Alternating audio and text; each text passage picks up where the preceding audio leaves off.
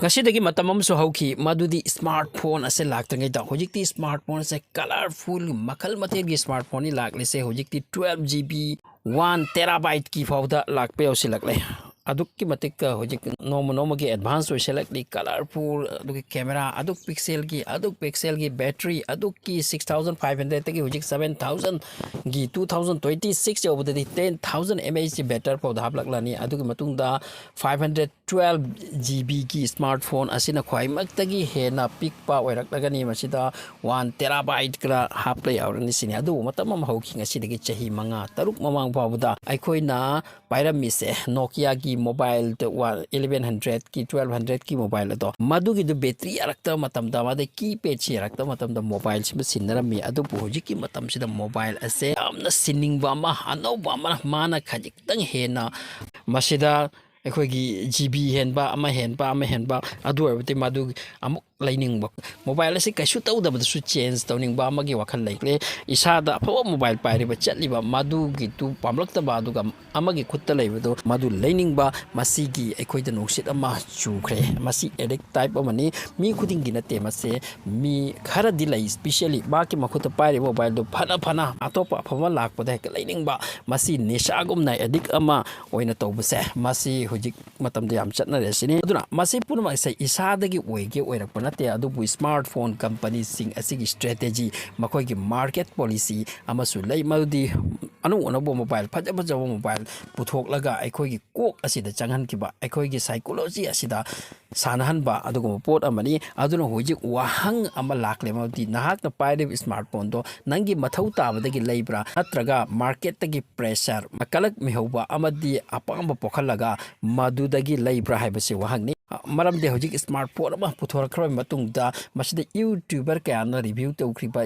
adugi matungda Facebook ta hablak pane adugi matung Instagram da harak hablak pane matang mafan masin advertise tawselak laga aikhoi gi mit sida mit hu halaga madu apaw pokhalaga aikhoi gi pocket tagi paisa chingthok hanbani haidi aduga matam asidana yamna nungai khraba madudi trap of EMI haiduna masigi policy ma pikhre EMI sina aikhoi dagi paisa yamna chade haibu hidden masida hidden price ama laisini EMI chida mobile jigi price as suppose to policing yang kai pi re han suloro masi EMI dagi EMI low tar di paisa ma hengatte haiga so masida makoi gi hidden kana ba lei masi EMI pi re kanglup se amadi mobile company sing loina na masida security masida insurance ka so makoi na pansilli asigumba mayam ama tawisini so hujiki matamda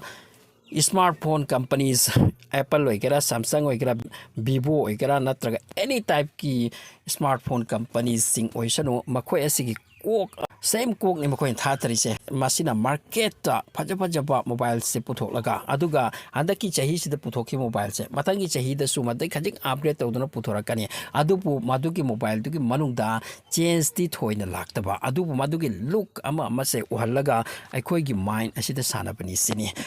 battery द खजिक हेंगलकनी software दी करीम द change लाई पोनते खजिक खराक चेंज होरकनी अदुगी मदुग फोटो एडिट तौबा अमा मयाबा फोटो लंघनबा कैमरा खरा फजहनबा खजिक ता अपडेट तौबा अदुगी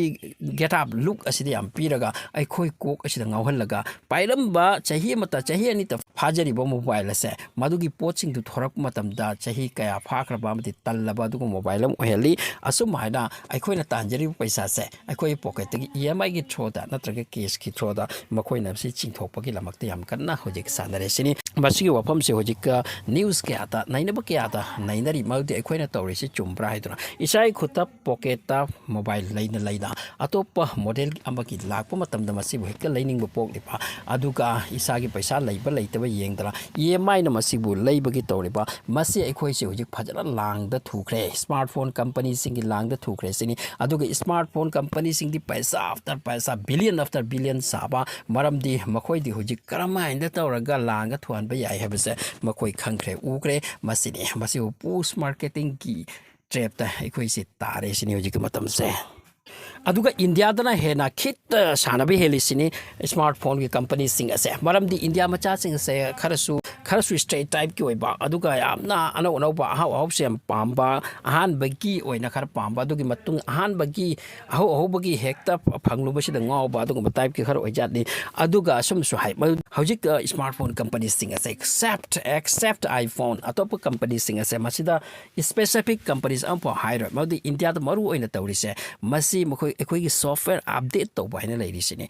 mobile amada software update se timely tawdraba adu ardu mobile sigi battery life ama life ama sida problem la isni mobile sida slowness la isni so software update ki option ama se p adubu Apple gi di matam kuina p sini matam kuina chahi tare ni pan kar mo update p aduna Apple gi maki markam laikre maki level am laikre atop company sing asidi chahi ama ani ahum pirangani adui to krani kautho krani nangi software do update oiroi aduna mobile ase khara slow oira ani sini aduna slow oira patara di company gi atopa mobile ama sinilak patapani aduna maram oraga makhoina khallibana karigumba mobile si yon khra aduga upgrade tohan thamkhraga di masi mobile si dum fresh oidana maki speed si dum pir dan lairani maki function du phajana ohelani adu arbi makhoina anau ba unit sing afa ba putorak pase kanana muk leikigani adugi damakta makhoina masi sanaba game ni sini aduna India dadi especially mobile sing ase Apple na tabata masi software update ki trouble si am sini anobo mobile malaibna ba yona ba hydra adubu atopa countries America ga dadi madu yadi sini America dom dadi makoi ki public sing alert ni aduga paisa wastage to su makoi pamde makoi da ama lai khraga di ko madu chatli faw da makoi use to sini ano ba luxury type ta kumba ase am exceptionally lai aduga mi lai tabanate adubu eikhoi India da keep handle lesini mobile lai bagi chang se masi EMI 80% mobile EMI de lay hai India da 80% iPhone ase India da throw EMI lay sini aduga atopa company sing asigi software update ki option pidaba madu si yang daba apang masi phangai lore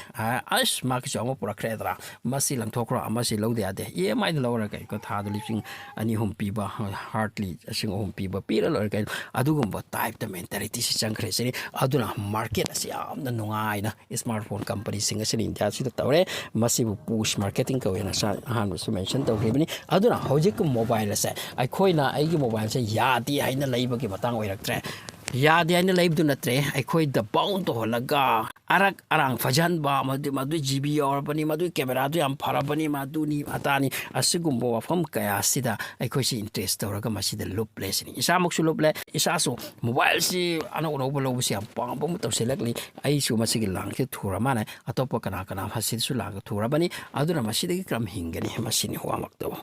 पैसा मांगलगदी करी काने आई की थबक तू ओइरगा लोयना channel सब subscribe तो बियो please